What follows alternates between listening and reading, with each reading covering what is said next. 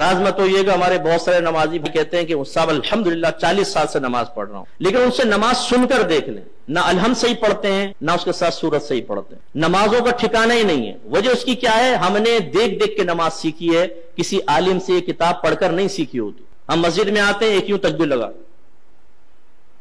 कहते हैं ये भी कोई तरीका होगा, एक ये भी कोई तरीका होगा, एक आई ये भी एक तरीका होगा। बच्चे परेशान होते हैं कि क्या, बाज बुजुर्ग वुजू कर रहे होते हैं, हाथ धोया, फिर ये वो बच्चा कहता है ये भी कुछ है, हाथ धोने के बाद करना होगा।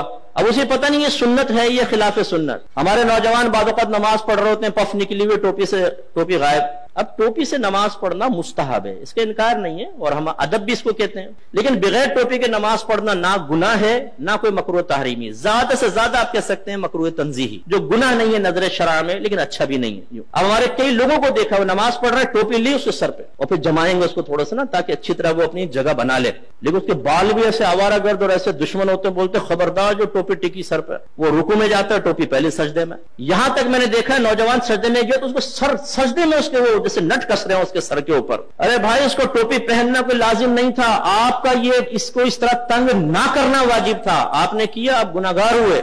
सरकार ने तो नमाजी के आगे से एक कदम बढ़ना मना फरमाया है, आप पूरी तबाजमाई कर रहे हो उसके सर के ऊपर टोपी लगाने के सिलसिले में। ऐसी बेटा आंखें बंद करके नमाज नहीं पढ़ते हैं, आंखें खोलकर पढ़ते हैं। हालांकि फुक़हा ने वाज़ेह लिखा है कि अगर आंखें बंद करके खुशो खुजू ज्यादा होता है तो मुस्तहब है कि आंखें बंद करके नमाज पढ़े, और अगर आंखें खोलकर नमाज पढ़ने से खुशू खुजू आता है, दुनियावी ख्यालात से नजात पाते हैं, तो आंखें खोलकर पढ़ना मुस्तहब है। समझाना क्या चाह रहा हूं, दीन सीखा नहीं होता हमने, सुनी सुनाई बात या मस्जिद में आके वही ऑब्जर्वेशन के जरिए जो हमने सीखा होता है उसे दूसरों पर मुसल्लत कर रहे होते। बच्चा बैठा हुआ पांव हिला रहा है, बेटा ऐसे पांव हिलाते नूसत होती, वो बच्चा रुक जाता है। अब भाई कहां से नूसत होती है बताइए, पांव हिलाना कहां से नूसत है? ये तो कोई नूसत नहीं है, शरीयत ने तो कोई मना नहीं किया। लेकिन वही बच्चा अगर फजर की नमाज छोड़ रहा हो तो उसको इतनी सख्ती से नहीं समझाएंगे ना, बच्चा थका आ रहा है, रात में सो गया, कोई बात। पूरी रात महफिल नात में शिरकत करके सुन्नी टनाटन कतई जन्नती नात खानों की जबान पर फजर की नमाज छोड़ रहा होता है ना जमात से नमाज पढ़ेगा ना फर्ज पढ़ेगा।